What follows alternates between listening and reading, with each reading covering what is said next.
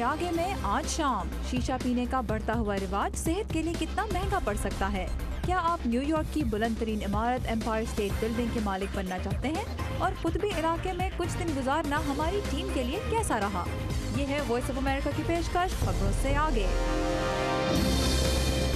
Voice of America Washington से आप सबको हमारा सलाम। ये है प्रोग्राम खबरों से आगे और मैं हूँ सारा जमान। आज के शो में हम वाशिंगटन डीसी से कराची, न्यूयॉर्क और आर्कटिक सर्कल तक जाएंगे। So let's get this show on the road. सबसे पहले चलेंगे कराची, लेकिन सैर करने नहीं बल्कि एक बहुत इंपॉर्टेंट इशू पर बात करने। आप में से बहुत से लोगों ने शीशा, जिसे कभी हुक्का कहा जाता था, कभी ना कभी तो पिया होगा।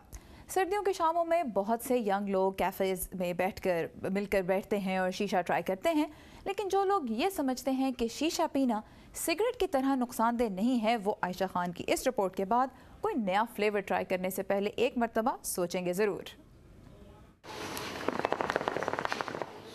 दिन हो या रात, कराची के बेशतर रेस्टोरानों और फूड स्ट्रीट्स पर जो मंजर अवाम नजर आता है वो दोस्तों का मिल बैठकर शीशा पीना है।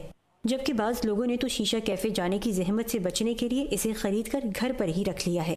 तफरी के तौर पर अपनाया गया ये रुझान बहुत तेज़ी से समाज को अपनी लपेट में ले रहा है, मगर ये कितना ख़तरनाक है, माशरा बज़ाहिर इससे वाकिफ़ नहीं। तिबी माहिरीन कहते हैं कि शीशा पाकिस्तान के गाँव देहात में मकबूल हुक्के की जदीद शक्ल और जायकेदार तंबाकू का नाम है।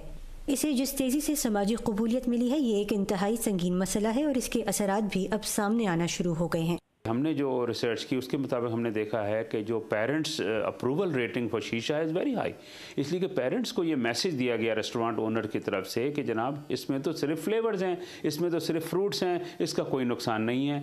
हालांकि ये सोचना चाहिए कि उसमें निकोटीन क्यों रखा गया है। मकसद निकोटीन रखने का ये है कि नौजवान उसका आदी हो जाए, और हमारे पास अब ऐसे नौजवान आ रहे हैं कि जो शीशा से एडिक्ट हो चुके हैं कि उसके बगैर ना वो एग्ज़ाम देने के काबिल हैं, उसके बगैर वो पढ़ नहीं सकते और डेली उनको शीशा इस्तेमाल करना पड़ रहा है। कराची के गली महल्लों में शीशा कैफ़े की तादाद बढ़ती जा रही है। अमूमन एक शीशे की कीमत 200 रुपये से शुरू होती है। सुल्तान गाजी का एक छोटा शीशा कैफ़े है जहां सिर्फ एक दिन की कमाई तकरीबन 10,000 है और कैफ़े के मेन्यू में 100 के करीब फ्लेवर्स हैं। 3 साल हो गए हैं माशाल्लाह इसको। उससे पहले यहाँ पे रेस्टोरेंट था, रेस्टोरेंट मैंने बंद करके सिर्फ शीशा कैफ़े कर दिया था इसको, और डेली के 50-60 शीशे जाते हैं आराम से। आलमी इदारे सेहत के मुताबिक 1 घंटा शीशे का इस्तेमाल 100 के करीब सिगरेट्स पीने के बराबर है। डॉक्टर जावेद कहते हैं कि उन्होंने कराची से शीशे के मुख्तलिफ फ्लेवर्स के पैकेट्स खरीद कर अमरीका भेजे हैं, जहां माहिरीन ने तज्जिया करके इनमें निकोटीन और ऐसे खतरनाक केमिकल्स की निशानदेही की है जिनसे कैंसर हो सकता है। वो कहते हैं कि शीशे के इस्तेमाल से दमा, अमराज़ क़ल्ब, टीबी और दीगर बीमारियों के अलावा ख़वातीन और मर्दों में बांझपन का रुझान भी बढ़ जाता है, जबकि हामला ख़वातीन इससे दूर ही रहें तो बेहतर है। इसमें जो रिसर्च हुई है इसके अंदर कार्बन मोनोऑक्साइड की लेवल बहुत हाई होती है। आपको पता है कार्बन मोनोऑक्साइड जो है ब्लड के ज़रिए सारे जिस्म में पहुंचती है और वो ऑक्सीजन को हटा करके रिप्लेस कर देती है, तो दिल को भी और फिर ऑक्सीजन कम जाती है, दिमाग को भी ऑक्सीजन कम जाती है।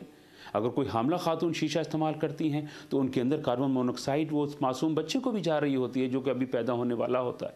इसके अलावा इसमें आर्सेनिक, इसमें लेड, इसमें कोबाल्ट, इसमें टार, इसके अलावा बेशुमार और कार्सिनोजेंस जो हैं शीशा के अंदर पाए जाते हैं। एक मोहतात अंदाजे के मुताबिक पाकिस्तान में 50% नौजवान लड़के शीशे का इस्तेमाल कर रही हैं, जबकि ख़वातीन में ये तनासुब 11 से 15% है। डॉक्टर जावेद अहमद खान कहते हैं कि फ्लेवर्स के जरिए नौजवानों को तंबाकू की जानिब राग़िब करने की इस कोशिश को रोकना बहुत ज़रूरी है, क्योंकि बहुत से नौजवान और उनके वालिदैन इस हकीकत से वाकिफ़ नहीं हैं। आलमी इदारे सेहत की एक रिपोर्ट के मुताबिक पाकिस्तान में हर साल 1 लाख अफराद तंबाकू के इस्तेमाल से मौत का शिकार हो जाते हैं। डॉक्टर जावेद का कहना है कि ये अमवात ट्रैफिक हादसात, खुदकुश हमलों और हर साल खैरत के नाम पर होने वाली अमवात से कहीं ज़्यादा है, लेकिन ज़िम्मेदार इदारों के लिए शायद अभी ये एक संजीदा मसला नहीं।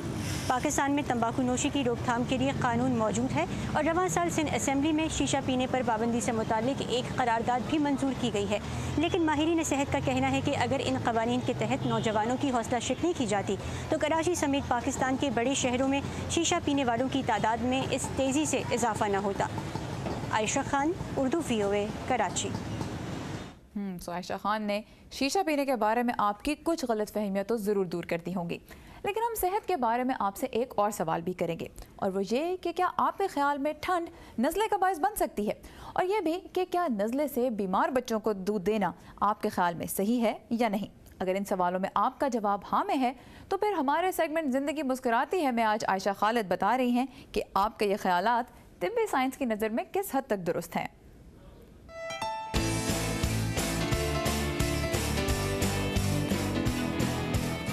ٹھنڈا موسم اور نزلہ زکام کچھ ایسے ایک دوسرے سے جڑے ہیں کہ کون پہلے آیا اکثر تو یہ پتہ ہی نہیں چلتا۔ بچوں کو نزلہ ہو جائے تو ہم دونوں میاں بیوی اپنے آپ کو بالکل بے بس محسوس کرتے ہیں۔ بین 4 سالہ صوفی سمیت 3 بچوں کے والد ہیں۔ طبی ماہرین کے مطابق اس عمر کے بچوں کو سال میں کم از کم 4 سے 5 مرتبہ نزلہ ہونا معمول کی بات ہے، جبکہ بالغ افراد میں نزلہ ہونے کی یہ شرح سال میں 2 سے 3 بار ہے۔